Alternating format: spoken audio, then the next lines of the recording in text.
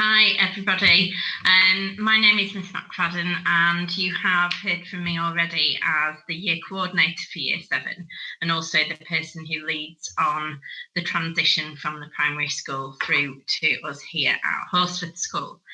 But a big part of my role in school as one of the assistant head teachers for inclusion is to lead on our SEND provision. And this presentation is really for those of you who are parents or carers of students who do have some special educational needs or disabilities, some things that mean that they perhaps need a little bit of extra help in school. And I just wanted to outline what that looks like at our school, because obviously the chances are that's quite different to how it looks in the primary school.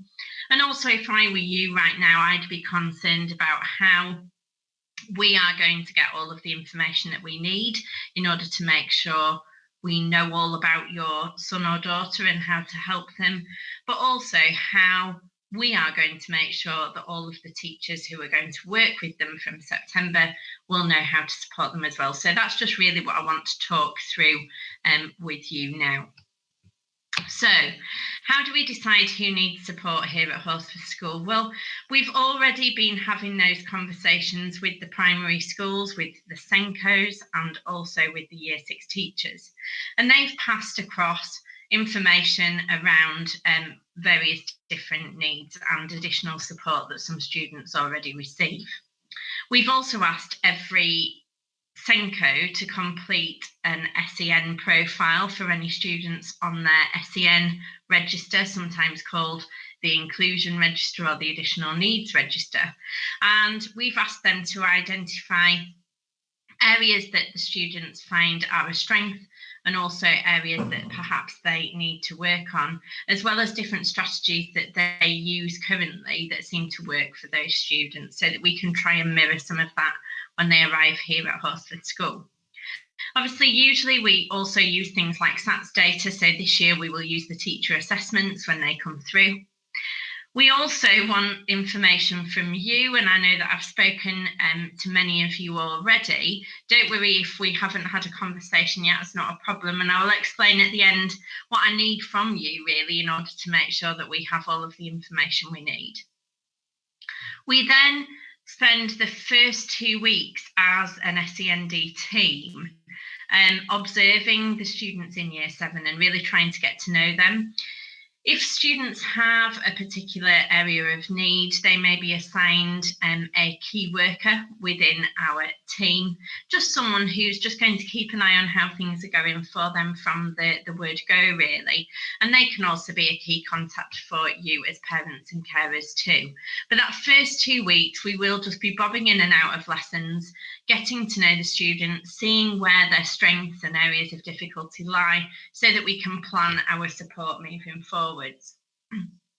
We do always leave students alone, really, other than observing them and supporting them in class for that first half term, because they've got so much to get their heads around and so many new systems and processes to learn and understand, that we don't want to overwhelm them with too much additional on their timetable. So things like additional interventions tend to start after October half term, but we will certainly support in class in that first half term where we feel it is most needed.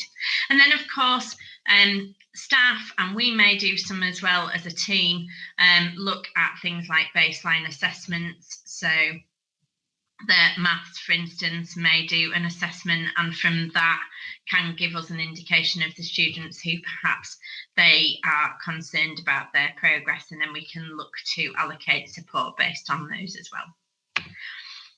So sharing information, well, as I say, we've already had those conversations with the Year 6 teachers. We've got the SEN profiles from the SENCOs as well.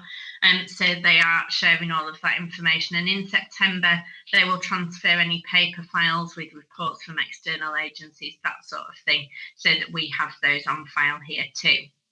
So the first job for us really is in September. We will train all of our staff and introduce some of the new students that are coming through to them.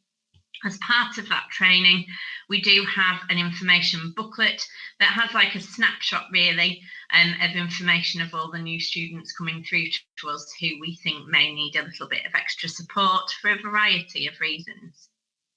We have online seating planners that will be in place right from the start in September, and they allow us to sort of get messages to staff really about individual need and able to highlight those students who have got some sort of additional learning need or additional need within school, meaning that perhaps their provision might look a bit different to everybody else's. And we also, and I suppose the key document really, which I'll show you again at the end, is our Learning Passport document. And every student who is on our SEND register will have a Learning Passport, and that just documents the strengths, difficulties and successful strategies that we want staff to try and employ with those students when they're working with them. And then another way we can update staff is we have something called SEND briefings.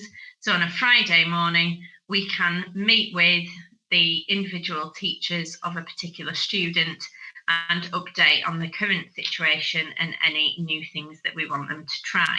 So there are, of course, other ways, but these are the main ways that we share information with staff about our new students and any changes that take place as we go along. So the SEND provision at Horsforth School looks like this. Well, for a start, all students should be included in all lessons, and true inclusion is about students having their needs met and being able to access the curriculum in their lessons through something we call quality first teaching. That means that staff in the classroom are aware of the needs of those students and adapt their teaching to suit the needs of everybody in front of them. But we do realise that sometimes students need things outside the classroom, or they need things tweaking slightly in order to really meet their needs.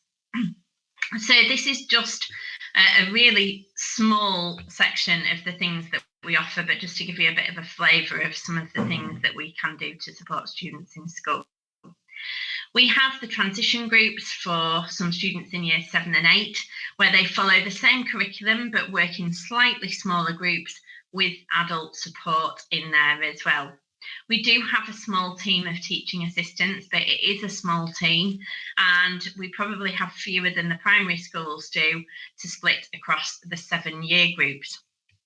So although there is teaching assistant support in some lessons, it's not in all lessons by all means, but the transition groups do have teaching assistant support in most of their lessons. They follow exactly the same curriculum, but follow a little bit more of a primary model with specialist teachers, and they may just have fewer teachers over the 2-week cycle than some other students do have to get used to.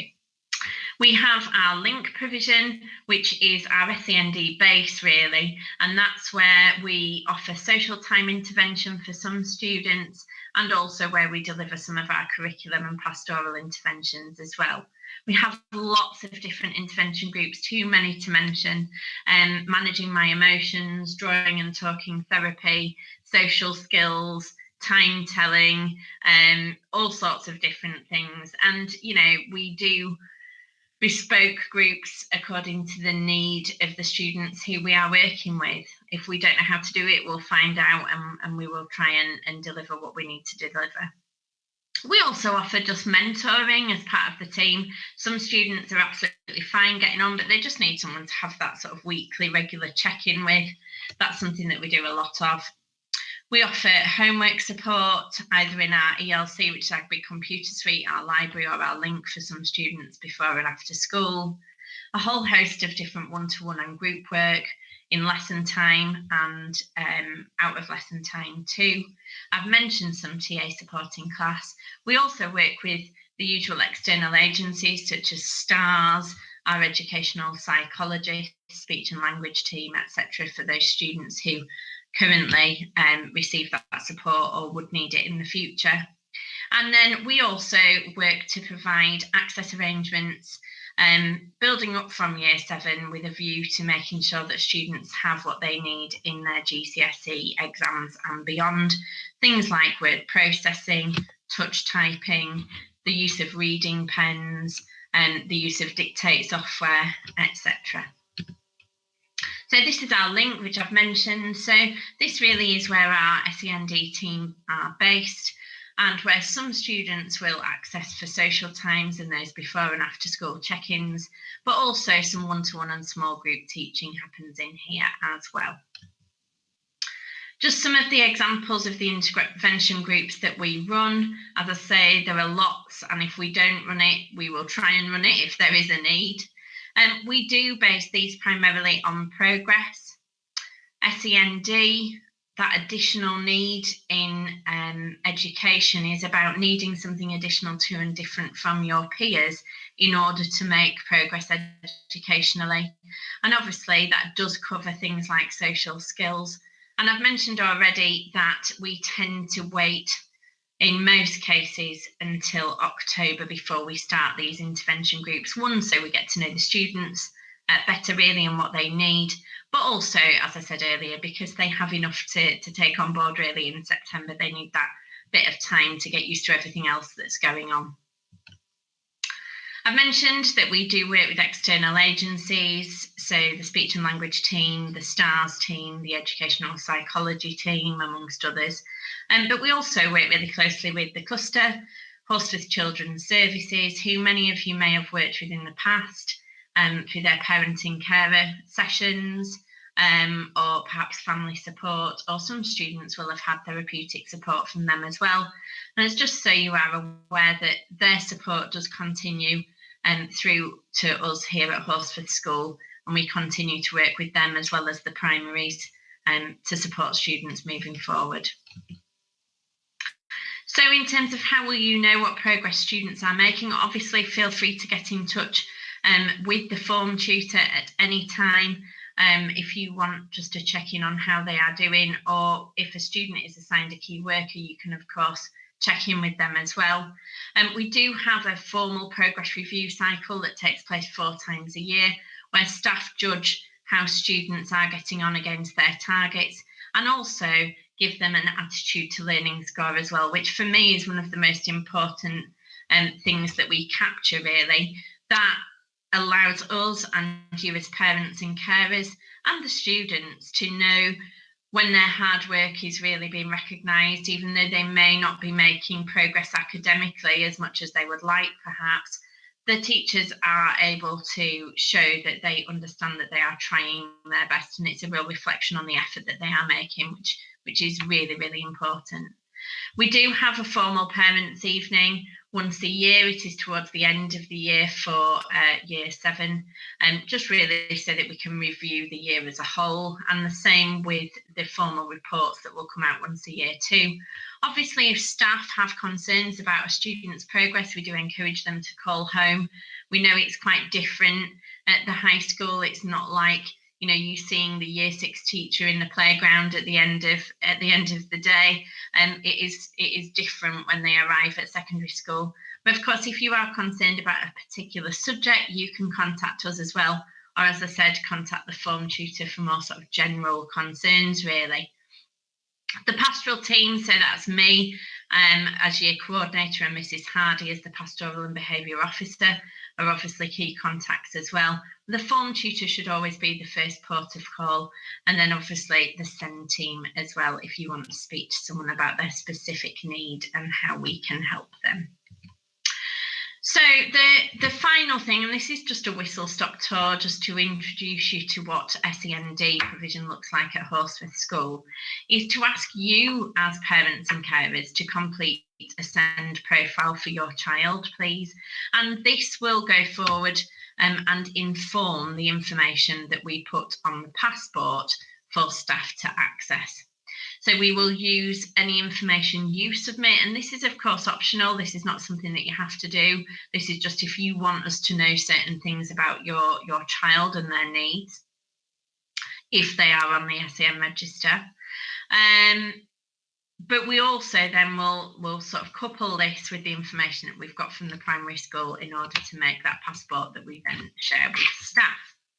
So just to give you a clue as to what this looks like, This is available on the website for you to complete. You can then email it in as an attachment, or you can drop a paper copy at reception, and it just goes through, as I've said, their needs, what works for them, what doesn't, who's been involved with them in the past. And it's just basically a pro forma for you to tell us everything you can about your son or daughter and what they need. The other thing I just wanted to show you quickly is a sample of the Learning Passport, and this is what it would look like.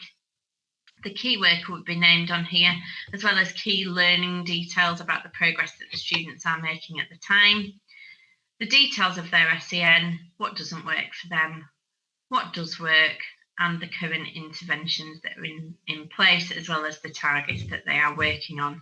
And this is reviewed annually in a cycle, and we involve you and students in that review process as well. So I hope that's been helpful if your child does have an additional need in just outlining some of the things that may go on to support them. Obviously, if you do want to have a chat with one of us, please do get in touch via reception, and we would be happy to give you a call before the end of the summer. I look forward to working with you more in September. Thank you.